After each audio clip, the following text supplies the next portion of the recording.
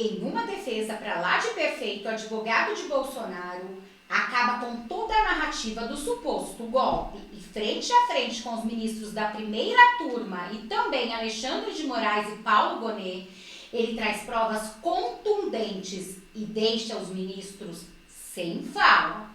Segundo o advogado, este crime é impossível ser imputado e diz: Ministro Cristiano Zanin, da primeira turma do Supremo Tribunal Federal, excelentíssimo senhor ministro Alexandre de Moraes, eminente relator do presente caso, excelentíssima ministra Carmen Lúcia, decana dessa turma e vice-decana do tribunal, excelentíssimo ministro Luiz Fux, excelentíssimo ministro Flávio Dino, cumprimento também o excelentíssimo Procurador-Geral da República, senhoras e senhores, senhor presidente.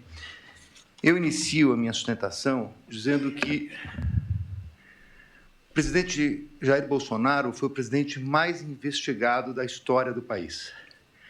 Uma investigação que perdurou por anos, que começa com o objetivo de investigar uma live de 4 de agosto de 2021, em que se autoriza a quebra de uma nuvem do seu ajudante de ordens, Coronel Cid, que hoje é delator, que perdura por meses essa investigação da quebra, com vários objetos diferentes. Num primeiro momento, verificava-se a live, numa investigação determinada pelo TSE. No segundo momento, investigava-se o cartão corporativo, os gastos do presidente e da então primeira-dama. Depois investigou-se até uma questão de emendas, para se chegar numa questão de vacinas. Portanto, não havia um objeto específico. E por que eu estou tratando disso, senhor presidente? Porque o inquérito das vacinas é a gênese de todo este caso, onde ocorreu a prisão e depois a colaboração do Coronel Cid. E o que se achou, senhor presidente, depois de tudo isso? Que foram determinadas buscas e apreensões, foi feita a quebra de nuvens, o presidente foi investigado, buscas e apreensões. O que se achou com o presidente? Absolutamente nada. E com todo o respeito e com toda a vênia, ilustre Procurador-Geral da República, eu contesto essa questão do documento achado no do Partido Liberal. Há, inclusive, no meu colega Paulo Bueno, uma ata notarial de que ele enviou para o presidente da República aquele documento. Então, esse documento não foi achado. Com o presidente não se achou absolutamente nada. A partir daí, restava a versão do delator, com uma minuta que estava no seu telefone tratando de uma questão de estado de sítio, e mais absolutamente nada. Então, vem a denúncia. E a denúncia é feita, efetivamente, com duas novidades. Porque, com o estado de sítio, e baseado na palavra exclusiva do delator, seria difícil a propositura de uma ação penal. Então, traz-se uma narrativa que vem, efetivamente, do começo de atos de pronunciamentos do presidente da República, pronunciamentos públicos, e depois o 8 de janeiro.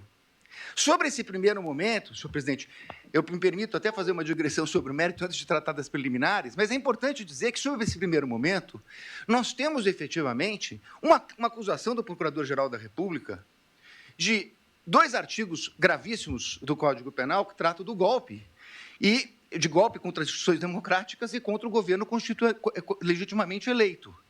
Mas um minutinho só, estamos tratando de uma execução que se iniciou em dezembro de 21, tratando do crime do governo legitimamente eleito. Qual era o governo legitimamente eleito? O dele. Então, esse crime é impossível, com todo respeito. Falar-se em execução de crime contra o governo legitimamente eleito, que era o dele. O governo legitimamente eleito veio no final do ano de 22, com as eleições. Então, como se falar em tentativa, em início da execução? E mais, como se falar em início de execução por pronunciamentos e lives, quando os 2 tipos penais têm elementares do tipo a violência ou a grave ameaça? Não existia violência nem grave ameaça. Então é impossível falar dessa execução. Como eu disse, é porque não existia nenhum elemento, então começa uma narrativa a respeito de pronunciamentos públicos, para terminar no 8 de janeiro, que nem a Polícia Federal, que utilizou, como lembrou meu colega, mais de 90 vezes a expressão possivelmente, que não havia certeza, nem a Polícia Federal, que se utilizou dessas possibilidades, afirmou a participação dele no 8 de janeiro. Não há um único elemento, nem da delação. Aí me criticam porque eu digo que a delação não vale nada e estou dando... Óbvio, porque nem o delator que o acusou fez qualquer relação dele com o 8 de janeiro. Não há uma única evidência a esse respeito. Portanto, apresentou-se uma denúncia. Com essas duas circunstâncias, e eu não tenho tempo, senhor presidente, tenho que falar rapidamente, mas... Precisando da sua ajuda. Se você ainda não é apoiador do nosso canal, eu te convido a apoiar o nosso canal com o QR Code abaixo. Já vou agradecer a cada um de vocês, muito obrigado pela ajuda e quem não puder, nos coloque nas suas orações. Agora, vamos para os vídeos. Essa denúncia, quando veio, o ilustre Procurador-Geral da República liberou 8 PETs no dia da apresentação da denúncia. Ele foi intimado, meu cliente, um dia depois. O segundo dia já era prazo. 8 petições, 45 mil documentos. Que até agora, senhor presidente, por Deus que está no céu, eu não sei dizer o que tem esses documentos relacionados com a ação penal. Essas 8 petições, eu não consegui verificar sequer relação, são 45 mil documentos. Na verdade, é um quebra-cabeça que foi, na verdade, exposto à defesa. E aí, na sequência, senhor presidente, eu queria tratar de uma preliminar que já meu colega que me antecedeu na tribuna fala da relevância do caso. Não é só a questão da relevância do caso, é a questão da competência. A minha questão principal é que o Supremo Tribunal Federal, na portaria do ministro Barroso, que encaminhou para as turmas das ações originárias, ele faz um destaque a respeito da questão do presidente da República. Então, o presidente da República, se crime houvesse contra o presidente da República, seria julgado pelo pleno do Supremo Tribunal Federal. Ora, se o Supremo Tribunal Federal entendeu agora, num julgamento que foi concluído recentemente, após a apresentação da denúncia, que a competência se prorroga e que os detentores de foro, ainda que deixem suas respectivas funções, passem a ocupar, saiam da prerrogativa de foro e o delito será julgado pelo Supremo, prorrogando a competência que detivera aqui no momento que ocupava o cargo. Qual era a competência? Era do pleno, porque ele era presidente da República e chegou a ser investigado como presidente da República. Muito bem. Mas, com base nisso, senhor presidente, o que nós temos nessa denúncia? A prova da defesa, substancialmente, é uma prova negativa. É uma prova negativa. Não fez, não participou, não aderiu, não autorizou. É uma prova negativa. Então, seria muito importante, e eu reconheço o ministro Alexandre de Moraes, Vossa Excelência despachou comigo no Salão Branco, e é verdade o que Vossa Excelência coloca, que todos os elementos da denúncia, citados na denúncia e no relatório da Polícia Federal, estão nos autos. A conversa de Mauro Cid, citada na denúncia, está realmente nos autos. Nós tivemos acesso quando é escrito por escrito, quando é por áudio, por áudio. O que não está na denúncia é a completude da mídia. Como disse o meu colega que me antecedeu. Então, senhores ministros, a pergunta é o seguinte: se eu não tenho a mídia completa, nesse momento de preliminares, não seria o caso de a defesa poder suscitar, se fosse o caso, a cadeia de custódia da prova? Mas eu não tenho a completude, eu não tenho os telefones, eu não tenho as mídias. Há uma discussão muito grande a respeito desse plano punhal verde e amarelo. Há uma reunião. Seria absolutamente imprescindível verificar as demais mensagens que foram passadas naquele dia. As outras mensagens que foram passadas pelo WhatsApp. Os outros documentos que estão na mídia. É essa a reclamação da defesa. O que nós temos, e temos tudo que a denúncia citou e tudo que o relatório da Polícia Federal citou, mas esse é o recorte da acusação. Com todo respeito, a defesa tem direito a fazer o seu próprio recorte. E isso poderia impactar. Eu sei, ministro Flávio Dino, Vossa Excelência já falou aqui em outras sessões de julgamento que eu assisti, que falou hoje, nós não vamos fazer Vossa Excelências não farão um julgamento aprofundado da denúncia. É óbvio, nós estamos falando aqui de um standard mínimo, de uma verificação de possibilidade do recebimento da prova. Mas é evidente que se houvesse uma mensagem comprovando que não há nenhuma relação com o punhal verde e amarelo, teria muita importância para esse momento. Porque nós estamos falando de um recebimento de uma denúncia gravíssima, por fatos gravíssimos, que o presidente da República não tem nenhuma relação com o punhal verde e amarelo, Operação Luneta, com Copa 22 e assim por diante.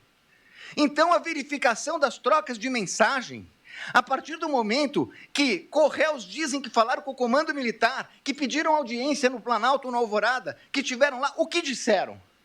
Isso não consta. É essa a importância de verificar toda a questão. Me encaminhando para o final, senhor presidente, eu gostaria de tratar a questão da delação premiada. E aqui eu queria tratar de duas questões, porque, inclusive, estão sendo confundidas. Aliás, tudo que fala a defesa na imprensa sai de uma forma um pouco distorcida. O que foi questionado pela defesa, ministro Zanin, é o fato de que o delator rompeu com o acordo quando vazou a delação. E agora, prestem atenção, que vem a cereja do bolo sobre a delação, de que forma a mídia traz e qual é a verdade, segundo o advogado de defesa de Bolsonaro. E saiu na revista Veja. Diz ele que foi um desabafo. É estranha essa expressão, desabafo, porque no desabafo ele diz que não tinha voluntariedade. Isso não é um desabafo. Na versão dele atual, isso teria sido uma mentira. Mas vai lá. Falou com o primo, com o irmão, com o cunhado. Senhor presidente, a lei não autoriza o delator, o contrato de colaboração, não autoriza o delator a falar nem com o irmão, nem com o cunhado, nem com a mãe. Não autoriza.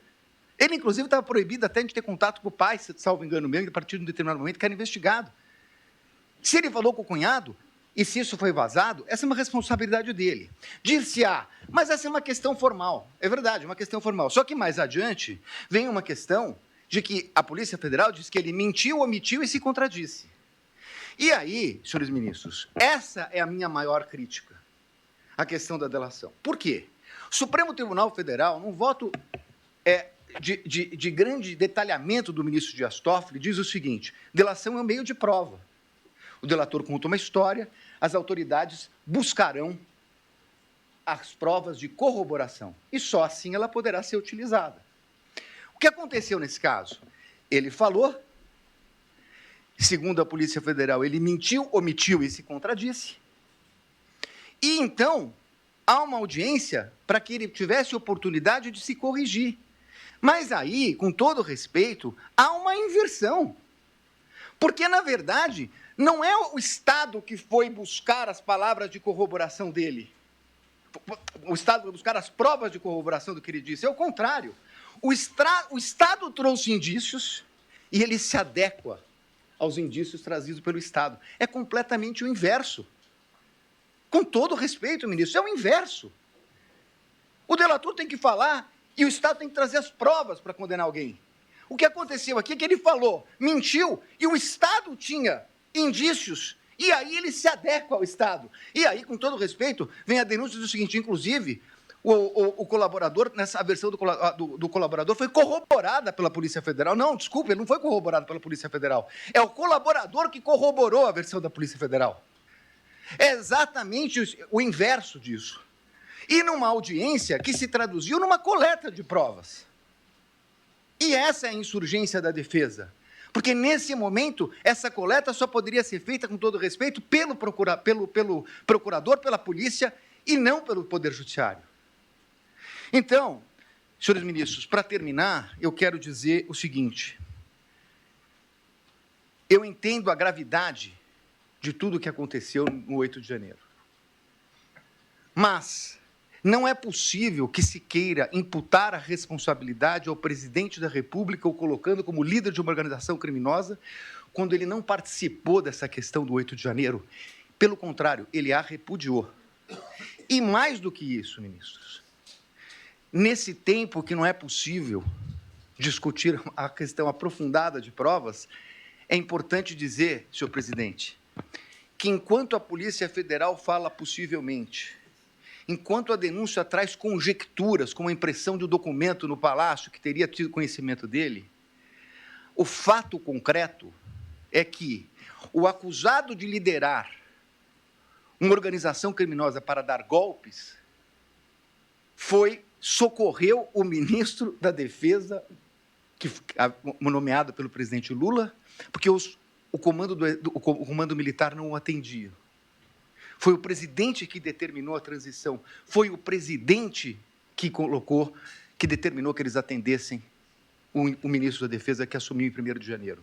Portanto, encerrando, ministro, não é possível que se queira dizer que é compatível com uma tentativa de golpe, com o uso do comando militar, quando o presidente da República autoriza a transmissão do poderio limitar no começo de dezembro.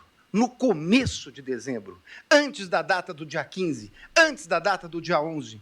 E, portanto, senhores ministros, eu ratifico as nulidades que foram colocadas na minha peça, apreciada por Vossa Excelência, e peço a rejeição da denúncia e agradeço pela atenção. Muito obrigado, senhor presidente. Realmente, né, gente, ele deu um verdadeiro show, trouxe todas as provas e mostrou que Jair Messias Bolsonaro, nosso presidente, não estava imputando crime algum, quanto mais sendo líder de uma organização criminosa. Mas vamos aguardar para ver o desfecho disso, porque eles estão furiosos e tiveram a capacidade e a coragem de barrar, sabe quem? Sebastião Coelho. Ele já se manifestou e eu vou trazer esse vídeo para vocês. Nós chegamos aqui 8h40 da manhã. Chegamos cedo.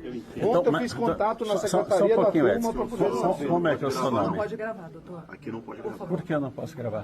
Porque o senhor está numa área federal e é a ordem. Não, eu estou me gravando. Estou aqui na porta da turma onde começou o julgamento. Sou Sebastião Coelho, advogado de Felipe Martins. Tem lugares dentro do plenário e estou sendo impedido de entrar. É a minha imagem, amigo.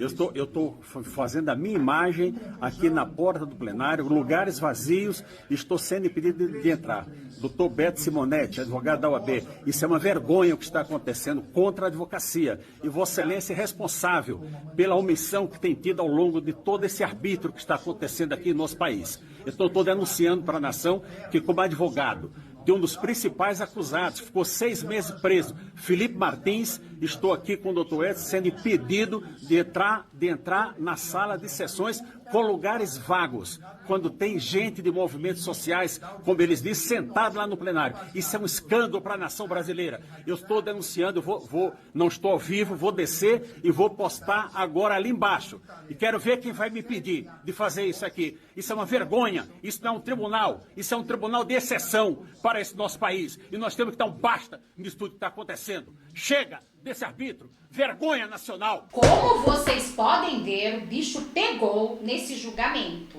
Mas e vocês? O que vocês estão achando? Na verdade, gente, com todo o respeito com todos aqueles que estão ali, um julgamento de faz de conta, porque nós já sabemos, o alvo é Bolsonaro, eles querem prender Bolsonaro com medo de 2026. E vocês sabem por quê?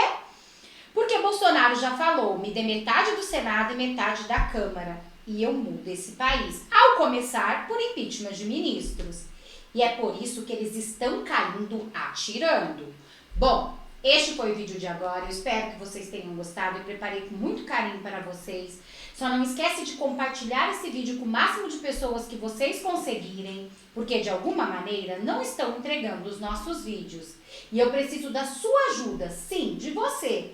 Você que está aí do outro lado e é apoiador do nosso canal. Muito obrigada a todos, até um próximo vídeo.